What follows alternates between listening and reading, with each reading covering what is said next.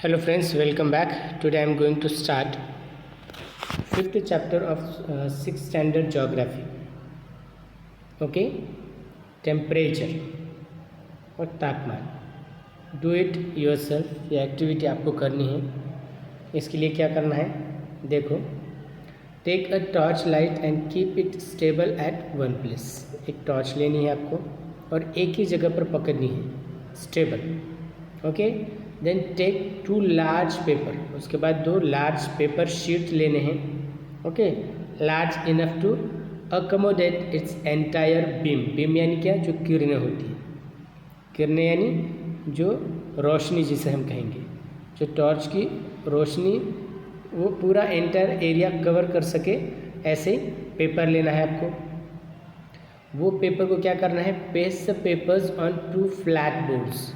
और वो जो पेपर है 2 फ्लैट बोर्ड्स पे क्या करना है? वो पेस्ट करने हैं. ओके, और वो पेस्ट करने के बाद होल्ड द बोर्ड परपेंडिकुलर. सीधा या खड़ा पकड़ना है. Hold the board perpendicular to beam. Okay, यहाँ पर फिगर नंबर 5.1a दिए वाली है. उसके बाद ऐसा पकड़ना है, परपेंडिकुलर यानी सीधा या लंबा ऐसा पकड़ना है. और draw the outline of the area lit by the beam and name the paper A. जितना उसमें रोशनी या उजाला या जो प्रकाश जो उतना गिर रहा है उसको क्या करना है? आपको ड्रॉ करना है. ओके, जैसे मैं आपको बताऊंगा वो figure. Now you can see here. ये फिगर देखो, ये टॉर्च ली है. टॉर्च लेने के बाद यहाँ पर टॉर्च मारी है और ये जो है इसको क्या किया है? सर्कल किया है. ये पर्टिकुलर जो है ना, ये सर्कल किया है. इसको ऐसा लगाया है इस पेपर को. ओके, पेपर शीट को. ये फिगर नंबर ए है, इसको ए दिया है. Okay, now you can see here. Now use the other paper. अब दूसरा पेपर जो कहा था आपको 2 पेपर लेने के लिए, एक दूसरा पेपर क्या करो? Hold it in such a way that makes an angle of 120 degree. आपको उस पेपर को ही ऐसे पकड़ना है जिससे 120 डिग्री का एंगल तैयार हो. ओके, 128 डिग्री का एंगल तैयार हो. ओके, लाइक दिस 128 डिग्री का 120 डिग्री का एंगल क्रिएट हो, ऐसे आपको पकड़ना है. Figure 5.1b and then draw the outline of the area occupied the beam. और वहाँ पर भी आपको क्या करना है? वो ड्रॉ करना है. जितना उस किरणों ने, जो टॉर्च की किरणों ने, जितना उजाले ने जो एरिया कवर किया है उसको क्या करना है? वो ड्रॉ करना है. ओके, ड्रॉ करना है. And name the paper B. Okay, आपके पास अभी ए आ गई और बी भी आ गई. ये 2 आ गए. Now on which paper does the beam occupy a larger area. अभी ये आपको सारा ऑब्जर्व करना है या बोलना है. देखो, केयरफुली ऑब्जर्व दिस 2 फिगर. ये दोनों फिगर आपको ऑब्जर्व करनी है, ये भी और ये भी. कौन से इसमें ज़्यादा जो जगह है वो ऑक्यूपाई की है? तो ये बी वाली फिगर है ना, इसमें ज़्यादा उसने ऑक्यूपाई की है, यहाँ पर कम है. Okay,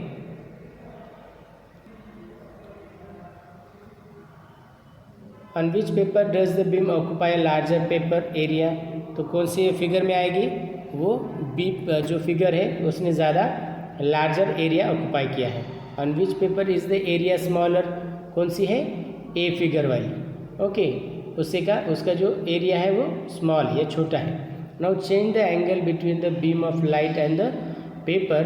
observe the changes that occur in the area occupied beam the of light. What is the relation between the angle of the paper and the area occupied by the beam? Okay, तो ये तो हो गया इसके इस figure के बारे में. अभी इसका एक्सप्लेनेशन हम देखेंगे. देखो इसका explanation. Sun rays coming towards the earth travel in straight line. देखो, सन रेज जो होती है, सूरज की जो किरणें होती हैं, जब वो अर्थ पर आती है, जब वो ज़मीन पर आती है, जब वो इस पृथ्वी पर आती है, वो कैसे ट्रैवल करती है? वो स्ट्रेट लाइन में ट्रैवल करती है. ओके, स्ट्रेट आती है।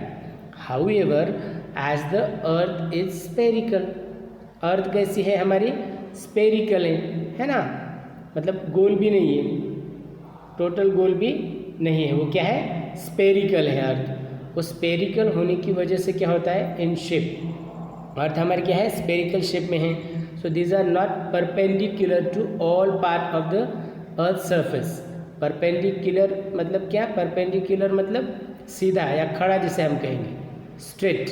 ओके, खड़ा या स्ट्रेट भी कह सकते हैं आप, STRIGHT। Okay, straight. तो अभी ये अर्थ हमारी जो है वो कौन सी है, स्पेरिकल है। स्पेरिकल होने की वजह से क्या होता है, जो सूरज की किरणें आएगी वो सीधी अर्थ पर गिरेगी क्या, सारे पार्ट में गिरेगी क्या, जितने जो अर्थ के पार्ट है उसमें गिरेगी क्या, तो नहीं। In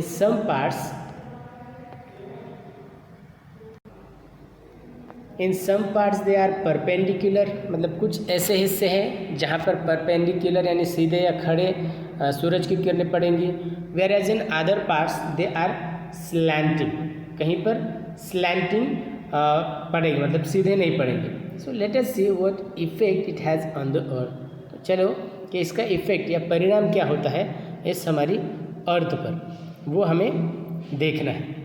okay, the perpendicular rays occupy less area, जो परपेंडिकुलर रेज जो होते हैं, जो सीधे, ओके, जो सीधे जो होते हैं, सीधे वो क्या करते हैं, ऑक्यूपाई लेस एरिया, वो क्या करते हैं, occupies less area. Figure number 5.1a हमने देखी है।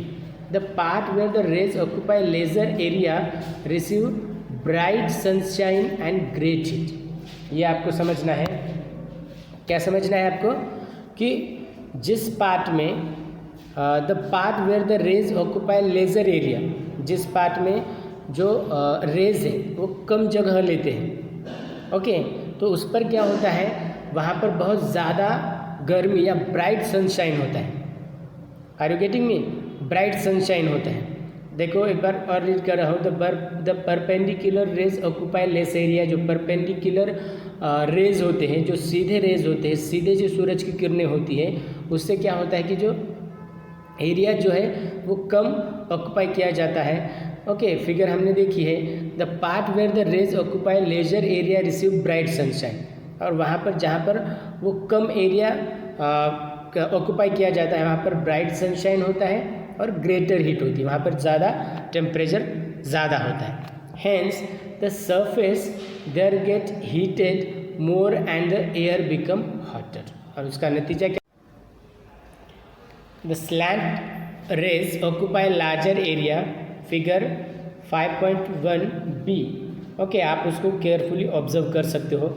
इन this area sunlight appears less bright, और ये जो एरिया है, ये जो प्रदेश होता है, इस प्रदेश में क्या होता है, जो ब्राइटनेस ऑफ द सन है वो क्या होता है, कम होता है, and there is less heat, और इस वजह से वहाँ पर जो टेम्परेचर होता है या गर्मी जो होती है वो बहुत कम पैमाने में पाई जाती है। Hence the surface there gets less heated and the air too is less hot, और इसी वजह से वहाँ का जो सरफेस है अर्थ का वो क्या होता है, कम गर्म होता है, और वहाँ की जो हवा भी होती है उसमें कम गर्मी होती है। Okay, so this is reason behind it. Okay, in the next video I am going to explain you next part of this chapter. Okay, thank you.